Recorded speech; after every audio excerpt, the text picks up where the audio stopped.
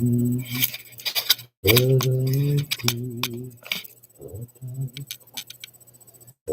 everyone. Good to see you again. 2021 is about to fade away. 2022 is coming. And what's lying ahead does not look good. Not just for America, but for the rest of the world too. You don't have to be soothsayer or even have God or godlike images coming into you. Simply adding things up, you can see that 2022 is going to be worse. You think it's going to be better, but it's not adding up that way. The future, when you look at it, it's just like math. A 1 and 1, though, does not always make 2. We say it does because it's easier that way. But there's a lot of variables with 1 and 1. And those are the physical world. And those 1 and 1 never did make 2. It either made over 2 or just under 2. It never did just make 2. The probability of making 2 is very high. It just won't happen. There's too many variables in there to make 2. Those in the physics world can agree with me. But just like that, of us adding 1 and 1 and saying it 2, it's because we got an easy insight into certain things by doing it that way. It's easier to say 1 and 1 makes 2. Same way it is by looking at the future of what's happening and saying, and this is the way it is, and that's the way it's going to go. But there's so many variables, and we've crossed lots of those variables to where it's easy to calculate what's going to happen in the future. I'm not giving you prophecy. That's not what this is. I'm not giving you biblical quotes. That's not what all this is. Even though I worship that is abundantly above all that we ask or think, that is something that I do. For me to say there isn't something greater and bigger than I am, it's to deny the probability that there is something that's greater and bigger than I am. And I'm not going to take that chance. Lots of great physicists and scientists in the past went along with what the broad scientific world would say it is, but that's not me. Even though I do live in a scientific world, and all the math in the world cannot prove there is not something that's bigger and better than we are. After all, if we think that there's somebody watching us, it's something out there within, we have to say there is something bigger and better than we are. And if something can move faster than any speed of light, can just cross over from one plane to another, like stepping through a doorway, then just because we're not there doesn't mean that it doesn't happen. You just have to ask the right questions to get the right answer. Same thing with understanding what's going to happen in the future. 2022, let's look at it. Right now, there's an uprising going on in what people believe. Let's start with this theory or this understanding that everybody is quitting their jobs. And the government, regardless of what they think, is a reason. The truth is, it's cheaper not to work than it is to work. Because if you work, you can't afford transportation to go to work. You can't afford the babysitter to babysit. You can't afford all this other stuff that goes along with working. It's better to stay home. And though you're not relying on the government to take care of you, what you're relying on are those around you that you know. And by doing things for them and trading your services with them, you get trade back to where that everything just taken care of. So it's better to stay at home. And we're talking about the low menial jobs. Things like restaurant, uh, public works, uh, custodians, bus drivers, and stuff like that. The ones where they're not making enough money to do what they want. 8 years ago, I figured out the minimum that people would need to make is $15 an hour. And here it is. Just now, some people are starting to make that. But the cost of living has escalated to where $15 an hour is not what it takes anymore. Did you know that on average they need to make $21.50 an hour now just to keep up with the cost of living? And if a company's going to pay them $21.50 an hour, that means that company has to come up with that money from somewhere. And guess where they're going to come up with that money? From cutting the work of others that's not producing the way they need to produce. And that's just factual. And you can see it. And those that's not producing are not able to produce because they're not given the opportunity. If they're not going to get the opportunity to make that type of money. And this just basic living at $21.50 an hour. This is just basic living right now. If they can't make it, it is better to do nothing than to do something. It's sort of like an old adage saying, damned if I do and damned if I don't. Well, it's better that I don't and be damned and find another way around and do something else to where I'm only down for a little bit. Then I'll get back on my feet. Poor man has always done that. The upper middle class, some of the middle class, and the upper crust of people, which is anywhere between 8 to 12% of the population of the world, realize this. The thing they're struggling through, they're having a hard time. But the rest of the world, over 80% of the world is living at or below poverty level. And they're going to do that. Like I said, damned if you do, damned if you don't, then might as well don't.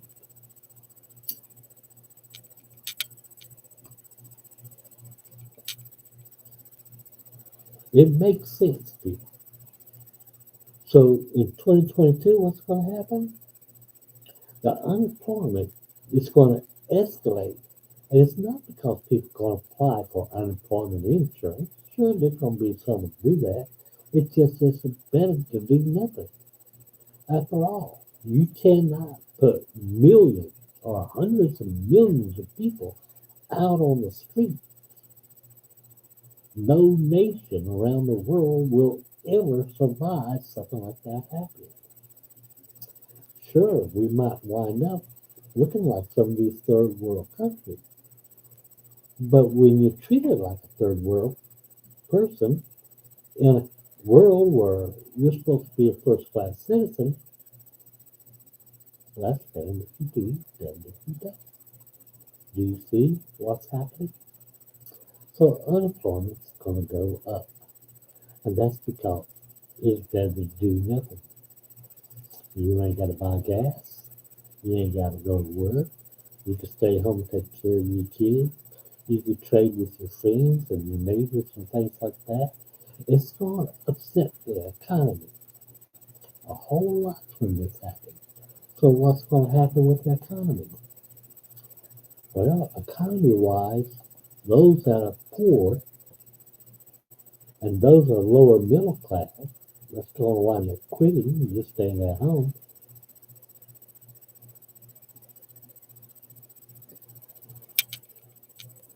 Think about it.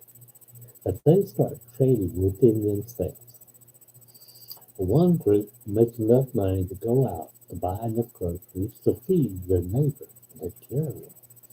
Another group makes enough money to go out to make sure that their neighbors and friends and all have enough money to pay the rent. So they're all working together and they get everything done.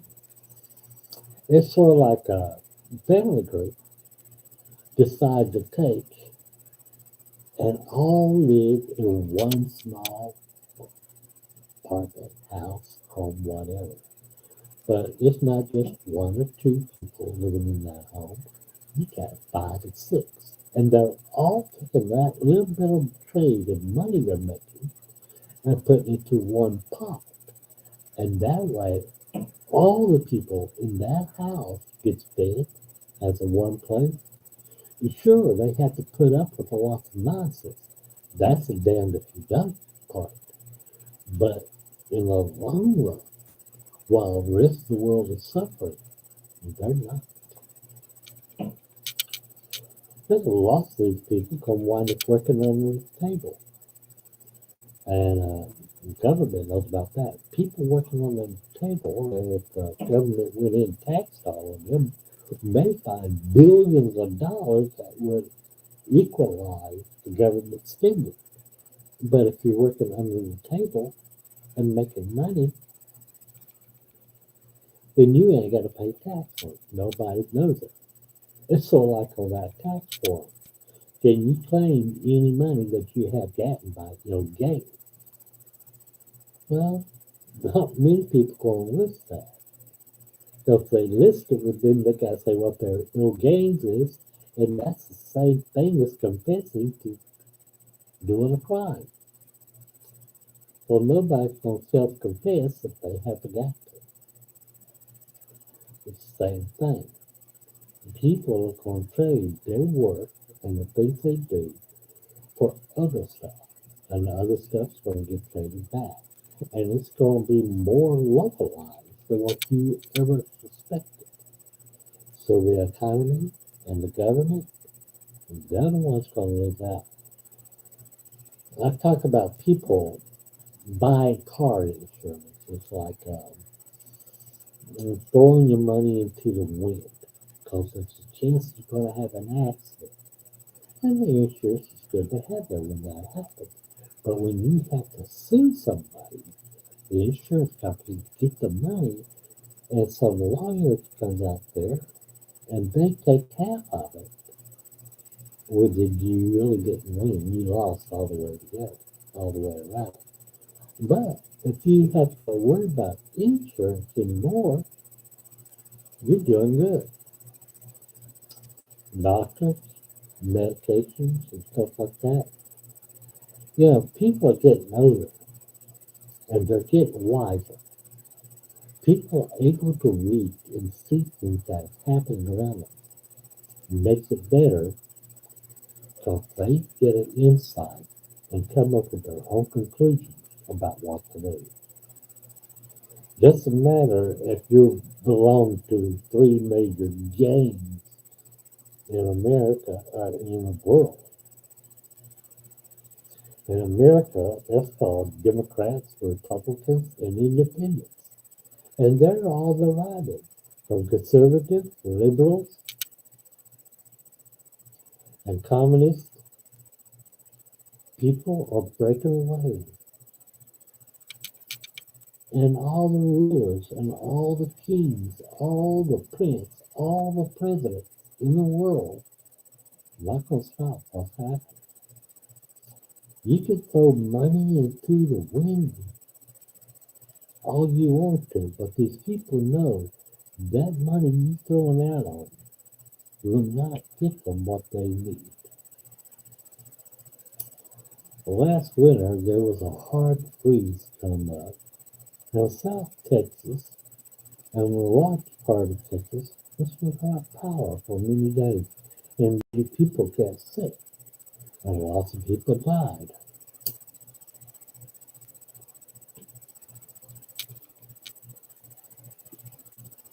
And all this happened because the government took the money that they were supposed to use to build up an infrastructure and spent it on doing other things. Simple pay raises like that Congress gets every time they bring in a budget. Okay, we're going to give ourselves more money. It used to be there was a limit on the money. You know, the limit was that the president made six figures, $250,000 a year. And after that, he didn't have to worry about anything. And that was his retirement. So it didn't pay well for the presidency. But the donations, things that come from other corporations, help the presidency out. Even though while he's in office, he can't accept this money. But once he's out of office, just as simple presence and simple things can get him things done. And it's like this one president I know personally about, not know personally about the president, but know what he gave. While he was in office, certain things couldn't happen, but the moment he got out of office, all these homes, all these other things started coming to him. And why? Because he did little things in office to benefit those people. And when he got out of office, they threw money back at him. It just happened. Facts and reality plays a large part about what's going to be happening this year. There's going to be a lot more people quitting. There's going to be a lot more people getting sick. The infrastructure of the world is decaying at a large rate. I once said, there is a number for everything. Car dealers know this. You buy a new car the moment you buy it. You don't even have to drive off the lot. It depreciates. The car dealers know this because they cannot take that new car once it's owned by somebody and turn around and sell it to somebody else without listing it as pre-owned. And that's a loss of profit. So that has to come out right off the top. Depreciation. Everything, everything has a number. And it's reducing in value is that number. The reduction of value of everything else in the world is going to be at such a rate to where sure the rich man says, well, I can buy more of it. No, you got a big house. Who are you going to get to clean it? Who are you going to get to take care of it? You got a big office building. Who are you going to get to do it? Who are you going to get to take care of it? Well, you say, well, you pay somebody to do it. But that person can only do so much work. And are you going to pay every person a living, working wage? No. So that person's going to have to do the work at a less wages than what they can use to make a living. And at a point, they're going to say it's not working. And that's the way it is. All these people with all these homes, all these different places, they'll say it's not working. You know, with the COVID thing, there's lots of people getting sick. But some of the COVID is not as bad as you think it is. Sure, some people get sick, some people die from it. But the biggest thing with COVID is a shock to the reality that they can get sick and lose everything in the blink of an eye. Realization to quit and not do nothing. The biggest things that's happening right now are the airlines having to cancel flights because they haven't got enough people to staff. Hospitals, beds, all because they haven't got enough people. hotels, motels, car rentals, and all the other things are reducing what they have available only because they have to have the people there to do the work. They have to get the people, so they're doing lots of reduction. They reduce a lot. And it's going to be like all these other third world countries where you're going to have somebody speaking for these poor people to get them go in there and do the work. And these poor people are not going to have somebody speaking for them anymore. They're going to speak for themselves. Because that one person that was speaking for them was getting rich off the sweat of the others, not from what they were doing. So what's going to be happening, people? Well, it's like that one and one added. There is a lot of variables going on. But one thing you can be sure of, unemployment's going to rise. The cost of living is going to go up. And people are going to be walking off of their jobs lots more than what they were. And people are not going to have places to go to get healthy because they just ain't got the money and they ain't got the ways, they ain't got the means. So why do it? And there's going to be a lot more people get sick from it. Within this past year, there has been 3 variants to the COVID-19. 3 of them. Each one seeming to be a little bit worse than the other. And this last one means that it was more contagious. Well, it's going to change again, people. And when it changes, is it going to be more deadly? Are the children going to get affected more? Are they going to be the ones who wind up suffering? That's another thing. The reason parents are not going to be working, keep their kids from out of school, from going there to get these things happening. And you think, well, this ain't going to happen. I'll tell you what, you go back and you research what happened here during the polio epidemic. That was many years of suffering and turmoil during that time. Don't think about it. Spanish flu, that ain't nothing compared to the polio. And go back to the time of the plague. Go back to the time of the Rocky Mountain spotted fever. Go back and see all these other little things. And notice that it took not one, not two, not three, but 10, 20, 30 years. Sure, we're wiser, but each time there was a variation that happened to what they were going through. And these variations happened because viruses, bacteria, fungi, stuff like that, they mutate. They adapt and adjust and overcome. That's our sole purpose, is to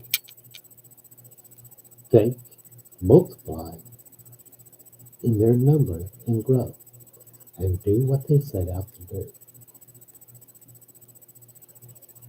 If you don't think it's possible, just think about what the human body really is made of. How fast the blood takes and multiplies itself within the human body. A human body can use a pint of blood, and within 30 days have that pint of blood restored to it. In just 30 days. That's a lot of blood reproduction to bring it back up to its level. And that 30 days is a very short time. And virus is no different. In 30 days, a virus can take and mutate not 100 times, not 1,000 times, not 100,000 times, but almost a billion times. And out of those billions, there may be 1,000 of them to mutate to the right way to make it sicker. And once it starts happening, they spread it and multiply to it. It's simple math, simple understanding, simple little thing. So 2022, yes, we're going to have more of the COVID-19 and more variants coming on. And there's nothing we can do about it. It's going to happen. Some of it's going to become drug resistant to everything that's already been put out. And people that don't want to take a shot, let's think of it like this. How many of you went to school without getting your polio vaccination? Because you knew that if you get vaccinated for polio, you stood a better chance of surviving. And lots of people didn't. Some didn't get the shot, and many of them got sick and hurt and died. Muscular dystrophy, MS, all these little things we used to have to get as kids. And you think we don't have to get this shot now? It's the same. There is no difference. And as schools required it, as the government required it, as different law officers, as different workstations and workplaces and eateries and stuff like that all over you had to have a health card and shots and stuff. You don't think that happened back then? Yes, it did. And we're doing the same thing over and over.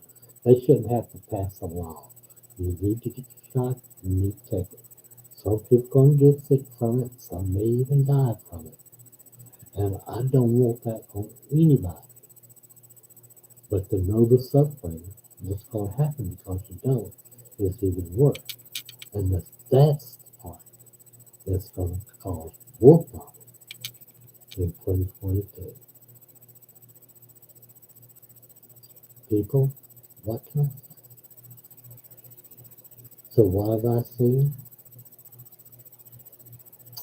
I've seen more people unemployed. I see a slump in the economy, dropping drastically. I see a change in venue in the way people vote.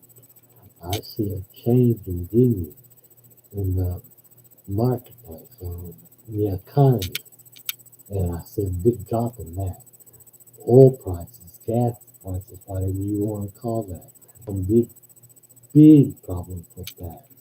Infrastructure is going to be failing throughout the whole world. There's people quitting left and right, people just giving up. And no matter how big the armies are in any of these governments, you cannot kill off all these people and then chain them up and slave them and tell them they have to do it. Because damn if you do, damn if you don't. It's better to be damn if you don't. You can't stop what's going to be happening. And these are things that's happening. It's all coming to a pinpoint. All you preppers out there, you think that you're ready for what's going to happen? Oh, you can go in your bunkers and wait it out 2 or 3 years. And when you come out of your bunker, you're going to be the first one to die. And if you're in your bunker, there's two things you got to have to keep it stay in your bunker. One is air, the other one's water. Cut off either one, and you're dead. Well, you can hide it all you want to. Doesn't make any difference. There's going to be somebody to find it and stop either one of them. And either one, you're dead in your bunker. Well, you ain't got to worry about what you eat. You're going to die. Within 5 or 10 minutes, with the air cutting off, within 1 or 2 days after the water gets off, you'll be killing each other. You can't hunker down in a bunker somewhere, hope things just pass over you. In trade, you stock up on food and weapons and all like that. It's like a rabbit in a hole. You gotta come out sometime. And when you do, we can play whack-a-mole There's going to be people wandering this earth, eating grass, snails, worms, and stuff like that coming up. And there's no people out there really ready for that. And I'm not going to talk to them. So they got their mindset the way it is. Because they just don't know. During the time of the plague, they went house to house, town to town, and it wasn't government that was doing it. It was just people looking to be able to get something and get ahead. It wasn't just religious fanatics, it was everybody. One town would raid another town just to get the stuff that the other town had. It's coming to that, people. We're not quite there yet. By 2022, we'll see more steps into that direction. No, it's coming. And if you're not ready, I feel sorry for you. I got a new subscriber, Guy, and I thank you for subscribing to me. But something else, it's like all these other YouTube channels, there's lots of them I watch without ever clicking on them. And I know there's people doing this. And I know they do that on Twitter a lot of places. Y'all have a good new year. Y'all stay safe and happy and warm. And please, people, just be ever vigilant. There's none better than to be aware of everything going on around you at all times. This is David saying, Happy New Year. Boy, Christmas is coming again. We just got a few days before it happens. Anyway, bye bye bye bye.